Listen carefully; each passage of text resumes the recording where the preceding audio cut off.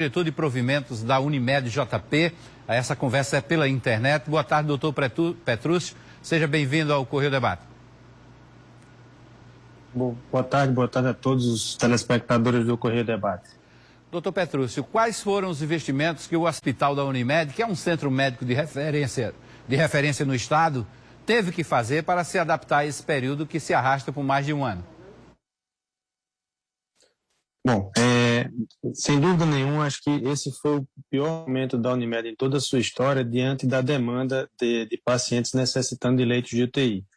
Só para vocês terem ideia, nós iniciamos em 1º de março do ano passado, de 2020, com a UTI que continha 7 leitos para pacientes COVID, sendo desses 2 de isolamento. E hoje nós chegamos a mais de 100 leitos de UTI confeccionados ao longo desses anos, desses meses todos, né? Nós chegamos hoje, o hospital como um todo hoje, COVID e não COVID, ele tem 134 leitos, contemplando pediatria e adulto, né? Desses 134 leitos, aproximadamente 105, 106 leitos, depende da necessidade, eles são de UTI COVID. Tendo em vista que nessa onda agora mais recente, a gravidade dos pacientes ela foi muito maior do que da primeira onda, acometeu também pacientes mais jovens e fez com que nós tivéssemos a necessidade de ampliar de forma muito rápida e dentro de todas as dificuldades nós conseguimos vencer esse desafio. Tá? Nós transformamos todo o 6º andar do hospital da Unimed em leitos de UTI, todos os apartamentos se tornaram leitos de UTI, todos os anexos do 6º e do 4º e do 5º andar também se tornaram leitos de UTI para que nós pudéssemos atender a todos os nossos usuários que procuraram o serviço da Unimed João Pessoa. A gente está vivendo aí essa fase no 2º ano pandêmico, é claro, os profissionais também passaram por uma série de treinamento, de adaptações, até por conta do desconhecimento inicial em torno desse vírus, né? Perfeitamente. Nós tivemos aí 4 pilares para podermos, nós chamamos dos 4S, né?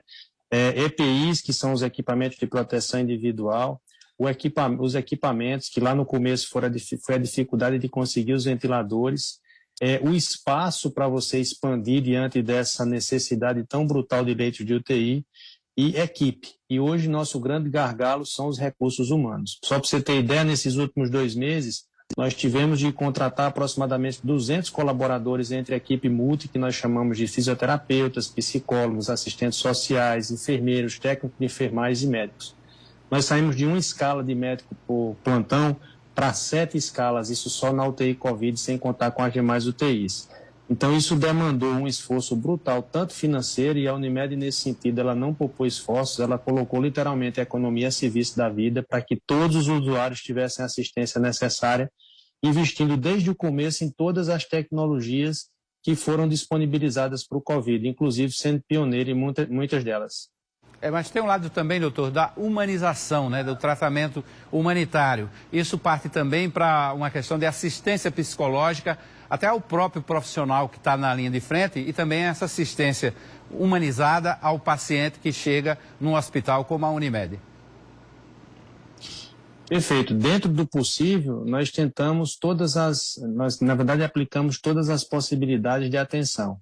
Ao nosso colaborador, só para você imaginar, essas pessoas estão há 1 ano sem férias, fazendo plantões de dia e de noite com hora extra, inclusive pela necessidade da demanda.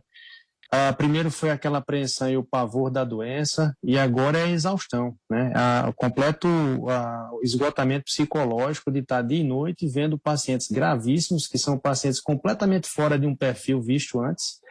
Então, nós temos investido pesado com um time de psicólogos com essas pessoas, terapia ocupacional, fisioterapia, terapias de relaxamento, para que eles possam suportar toda essa carga. Lembrando que a maioria desses profissionais, eles não trabalham apenas no nosso hospital, na Unimed, eles também trabalham em outros hospitais. Então, é preciso que eles tenham, na medida do possível, a maior quantidade possível, né, de terapias que possa, vamos dizer assim, descomprimir toda essa pressão psicológica.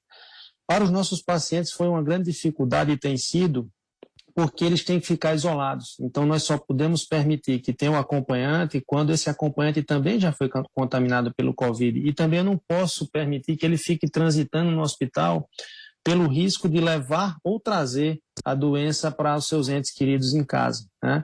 Então, isso nós utilizamos, aí é outro lema que nós colocamos na Unimed, a tecnologia a serviço da vida. Nós tivemos desde lá do começo, compramos um robô. Esse robô consegue ir de quarto em quarto, fazendo não só videochamadas com os familiares, mas também dando o apoio dos psicólogos. Porque lembre que para todos esses profissionais entrarem nos quartos, eles têm que ir completamente paramentados. E o robô permite o rosto a rosto, né, do psicólogo, do assistente social com os pacientes e com os acompanhantes também. Pois é. Hoje, qual é a realidade de ocupação de leitos na Unimed João Pessoa? Bom, nós tivemos todo o cuidado, como eu falei nessa última onda, a grande preocupação foi com recursos humanos. Eu preciso, por se tratar de um paciente extremamente grave, eu preciso de uma mão de obra muito qualificada. Muitas vezes eu tive que desenvolver essa mão de obra dentro do próprio hospital. Nós criamos no 7º andar um centro de treinamento, que é que esses colaboradores têm treinamentos constantes, não apenas quando chega, mas também todas as vezes que nós revisamos os protocolos assistenciais. Só para você ter ideia, nós temos aí um time que fica... Tivemos um problema aí, perdemos o contato com o doutor, voltamos. Pois não, doutor. Pode continuar. Está me ouvindo? Sim, pois não. Só para você ter ideia, nós já estamos na 12ª versão do nosso protocolo institucional. Então, cada vez que eu lanço uma versão dessa, eu tenho que atualizar os nossos colaboradores. De forma que eu criei uma demanda de leitos itinerantes. O que é que significa? Dependendo da minha necessidade, eu vou convertendo UTIs em apartamentos ou apartamentos em UTI. Hoje, a minha maior necessidade é com leitos de UTI. Então, eu converti 80% dos meus apartamentos de internação, praticamente no 5º e no 8º andar, em leitos de UTI. Porque hoje eu já não tenho tanta necessidade de leitos de apartamento, de enfermaria. À medida que esses pacientes vão melhorando da UTI, eu vou reconvertendo os leitos de UTI em enfermaria. Então, nós trabalhamos com essa demanda migratória para que eu possa otimizar minha mão de obra, que ela é muito escassa, né?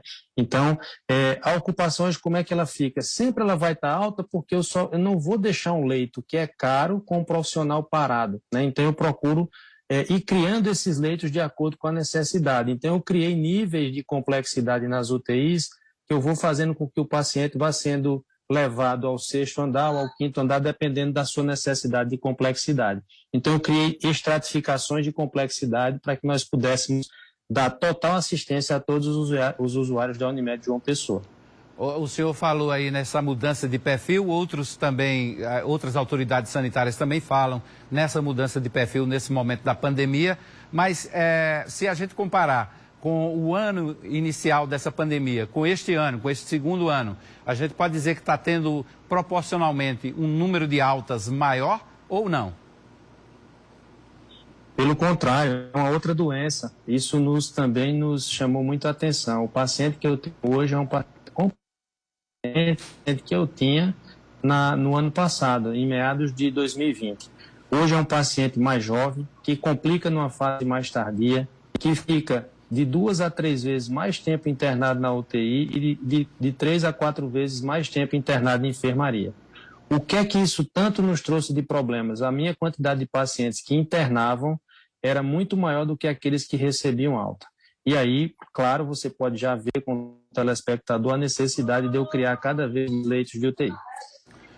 O que é que nós fizemos nesse sentido? Então, nós criamos um plano de contingenciamento que variava de 0 a 4. Então, cada vez que eu atingia uma dessas etapas, eu ia ampliando mais leitos. Isso foi que nos deu segurança. Como é que nós sabíamos a necessidade de leitos de ampliar? Isso aí foi toda a parte de tecnologia da informação da Unimed, que nunca se utilizou tanto, em 2 sentidos. Primeiro, de monitorizar todos os pacientes que eram atendidos na nossa rede, no nosso pronto atendimento, e no nosso Centro Médico Sul. E também nós criamos os postos próprios de coleta do suave nasal para diagnóstico. O que é que isso nos ajudou? De acordo com a porcentagem de positividade dos testes que eu tinha e da quantidade de atendimentos, eu previa 15 dias antes a minha necessidade de leitos. Okay. Então, nós sempre corremos na frente da doença no sentido de saber o que iria acontecer. Isso nos permite estar sempre prevendo o ciclo viral, que é de 15 dias, sabendo das nossas necessidades diárias de leitos de UTI e de enfermaria e qual seria a nossa possibilidade de alta. Segunda coisa, a Unimed hoje tem um serviço chamado Dia a Dia, que são aqueles pacientes que são cuidados em casa. Então, nós podemos também... Perdemos o contato com o doutor como Petrúcio. acelerar a alta, favorecendo os leitos de UTI. Ok, doutor Petrúcio, muito obrigado pela entrevista, parabéns pelo trabalho aí, continue sempre, a gente conta sempre com as informações oficiais aí de profissionais médicos, como o senhor, como toda a equipe, como o doutor Glauter também. Obrigado pelas informações. Eu que agradeço e pedindo mais uma vez o apoio da população para os cuidados sanitários, principalmente nesse feriado. Por favor, mantenha os cuidados de distanciamento social, de limpeza das mãos, todas as medidas sanitárias. E a Unimed, mais uma vez, preza pela transparência de estar sempre colocando no seu Instagram a divulgação dos nossos números e resultados. Muito obrigado. Obrigado mais uma vez. O Ministério Público de Contas do Estado